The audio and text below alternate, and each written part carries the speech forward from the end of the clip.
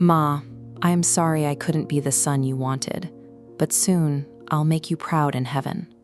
Wilden drives towards his target, believing this vehicle-borne IED is the only currency strong enough to buy his mother's pride. Back in Indonesia, Wilden grew up in a home defined by what was missing. His parents were physically present but emotionally absent, constantly comparing his average grades to the towering achievements of his older brother.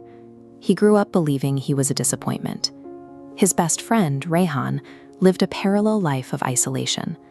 Rayhan grew up on pristine, affluent streets like this one, surrounded by luxury cars and high-end brands. Yet his parents were consumed by their businesses and social status, leaving their mansion devoid of affection. When children grow up without validation, they develop a profound psychological vacuum.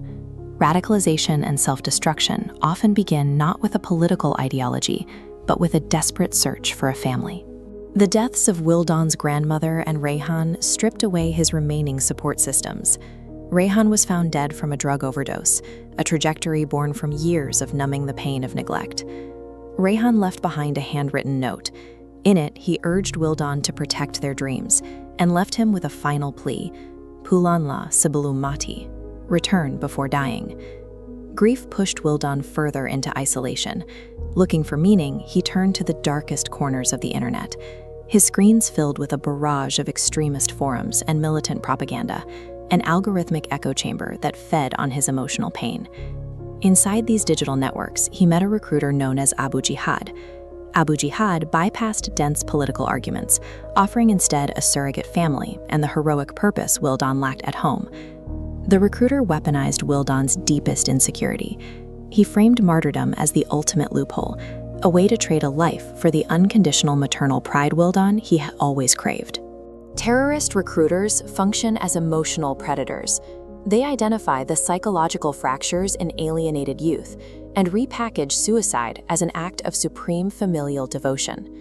Within months, Wilden was smuggled into Syria, arriving at a militant training compound in Aleppo.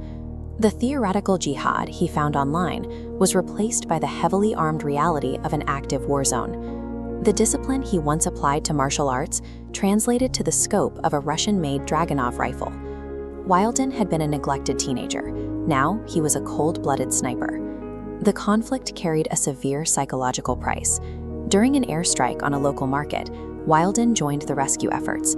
Amidst the pulverized concrete, he carried the body of a toddler whose head had been severed by the blast.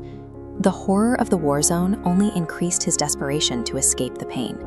Instead of driving him away from the ideology, the trauma fueled his desire for immediate martyrdom.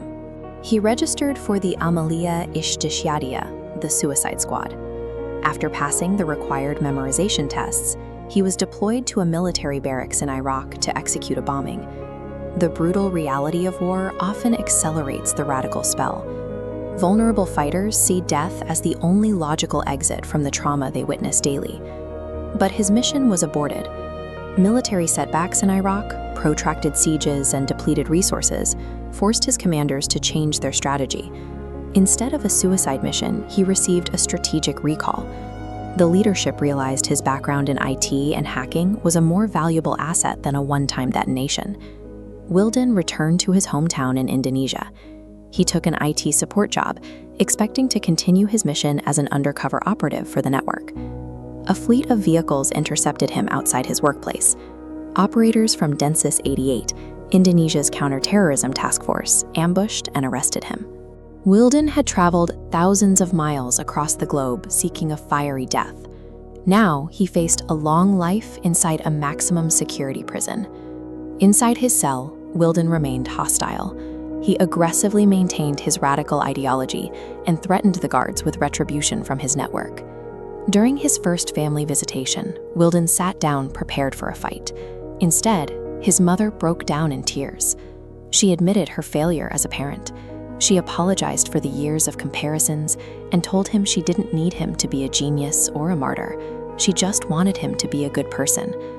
The unconditional validation his mother offered hit the foundation of his radical identity. If he could be loved without a suicide vest, the recruiter's logic had no place left to stand. This shift was supported by a prison guard named Paksamud. Despite months of abuse from Wilden, Paksamud responded with consistent empathy, eventually becoming a trusted mentor.